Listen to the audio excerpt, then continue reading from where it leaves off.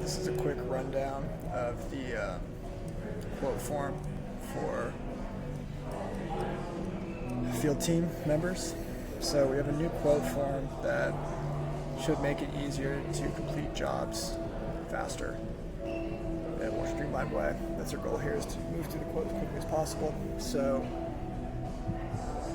what I'm going to do is I'm just going to tap on this quote form. You would receive that link either via text or via the S&B dashboard.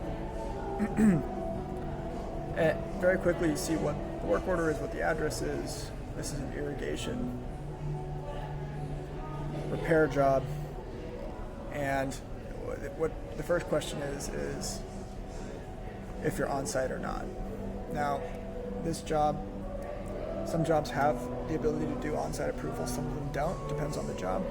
But in this case, we do have that. So once the quote is finished, it's a great opportunity for field team members to give us a call and then try to get that approved at the same time if there's additional time to actually complete the same day. So there's no return trip. So in this case, I'm going to say that I'm not on site now. You're going to get the job address. So it's like, okay, this is where I have to go.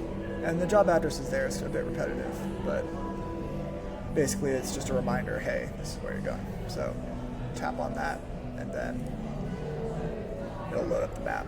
You can get directions very quickly. So in this case, I'm going to tap, I have arrived. Next thing it's going to ask you is, did you get in contact with anybody at the property? So I'm going to say no. Next thing we'll get is a question of, did you identify the job site? And so it's important when we are doing things like tree trimming or irrigation work or a fence repair that we're repairing or fixing or doing the right tree, irrigation, so on and so forth. So these are just some stock photos, but I'll say yes, we did identify the job site. And then what it's going to say is upload some images of your own. So this is the before pictures, the on-site images. This is just showing what the job site is from our perspective, right? From field team, Breasy's perspective. So what I'm going to do is I'm just going to pick some photos here. It's pretty easy to do that. You can add a number of them. We've tried to make the photo uploader easier to use. You can delete it. It's a bit small, but at least we can see all the images. We do have on our future work list to make the photo uploader even easier to use. Like, there are easier photo uploaders to use on planet Earth, and we need to keep working on that. But it's better than it was. We've gotten that feedback, so we want to close the loop. Tap next there. Now I've got our on-site photos. You can see easy way to delete it. Now let's say I wanted to edit it. I can say, oh, I need to add some more. Pretty straightforward to add some more. So the next question is, how long will this job take to complete? I'm going to say it takes 3 hours.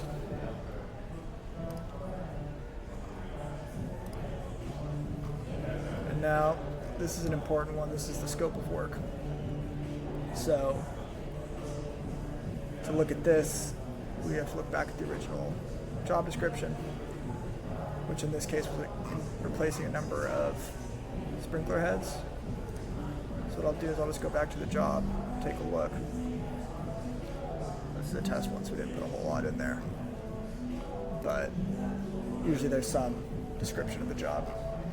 We do have the option to record a voice note, transcribe it, but I'm just going to type in a message of replace 3 sprinkler heads and replace system timer as well.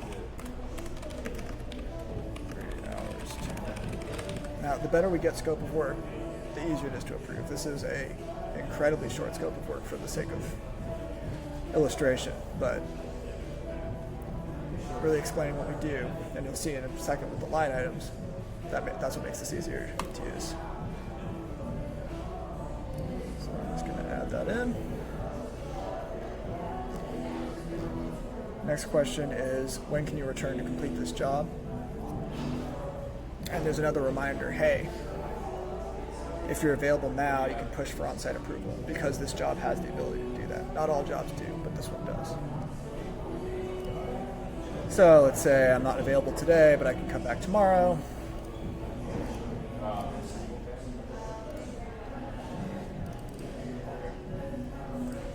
Send. And maybe there's an additional recommendation of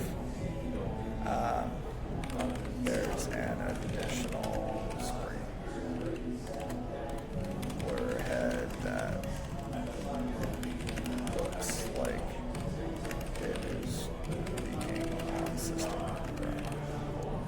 Maybe there's an additional head that's leaking. That wasn't part of the original scope. Opportunity to upsell, opportunity to, again, since in this job we have on-site approval, we can call them up and say, hey, are you good with this? Sometimes, more often than not, we can add to the scope something small. If it's something big, it's probably a return trip. But at least at that point in time, we already know what that is. So the quote's easier to do. So this is new. This is called line items, and again, I spoke to this earlier on Field Team Friday, which is our monthly field team meet where anybody can come in, connect, and collaborate on how we can make things easier for the field teams, as well as cross-pollinate some ideas. We got a really cool suggestion about using pressure washers today for more things than just pressure washing, so it's really cool to plug for Field Team Friday. Come check it out. We send text messages about that.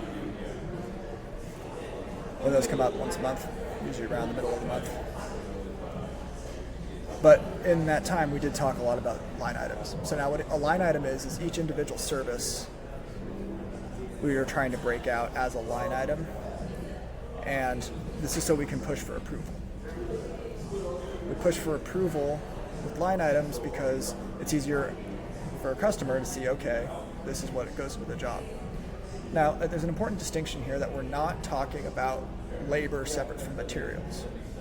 We're talking about individual services being the line item. So, in this case, replace one standard pop-up sprinkler head. That's the service. So we're saying to replace one of those is $15. And the prices that are in here are just template prices. The actual prices for a field team will vary, and there's no way to, we're doing our best to gauge what it should be, but the reality is that it's going to vary place to place. Something tells me that replacing 3 sprinkler heads for $45 is low. However, it's easy to change the price. But the point is that we're looking at the individual service of replace a sprinkler head, not 3 sprinkler heads separate from labor for 3 sprinkler heads. We're thinking about the service itself as the unit. Same thing as replacing the indoor controller. It's not, this is what the controller costs, this is what labor costs, it's, this is the price for replacing this type of controller, all in. If it was 1 controller, $105, 2 controllers, more than that. And again, these amounts may vary. I can do something like, say, well, it's actually going to cost $100 to do this because the sprinkler heads used in this yard are not basic heads. We need to match them in order to ensure that the system functions properly. So now you'll see it's $3 at $33. That's more than double what the original price was. That's completely fine. It's completely fine to do that. What's important though is that there's a justification, because that's what we use to push for the approval. And the goal of all of this is not to reduce prices. The goal of this is to increase approvals by being more intentional about what the service actually costs. We're not trying to get an additional margin or anything like that. It's just trying to push for improvements. Right now, about 9 out of 10 quotes get approved. We're trying to get to 95 out of 100, or 99 out of 100 with this. You'll see there's the justification. Now the price is updated. This whole service for this is $205. And I'll hit confirm. And then we get a summary, right? Here's the field team quote, work order, quote date, address, quote details. Proposed schedule is on the 20th for 3 hours. This is just a summary. And at this point in time, it's now been sent to us for review. We see the additional recommendation. Since this was an on-site approval job, calling us and saying, hey, I'm here, quote's done, ready to approve. If that's available, something that you're more than welcome to push for. And helping us do that means that everybody can save some time and reduce the drive times, which eats into margins quite a bit. Please let me know if you have any questions about this. It's easy to edit directly. You go back to the chat, you can edit any of these things. And again, you can edit line items. If you don't see something here, you can add a new line item. Like, oh, there's a hauling fee because I need to haul away something old. Disposal fees. Sometimes our system does a pretty good job of knowing what to do based off the scope of work that you input. The better the scope of work is, the better the line items will be. But if you don't see it here, this is the opportunity to really dive in. So, shout out to the Breasy development team. Josh did an amazing job at this to really get this over the line. So I'll shout him out, as well as the great feedback from field team members that have continued to tell us where the issues are. That's how we can make this work. So I really appreciate the time, and let me know if you have any questions.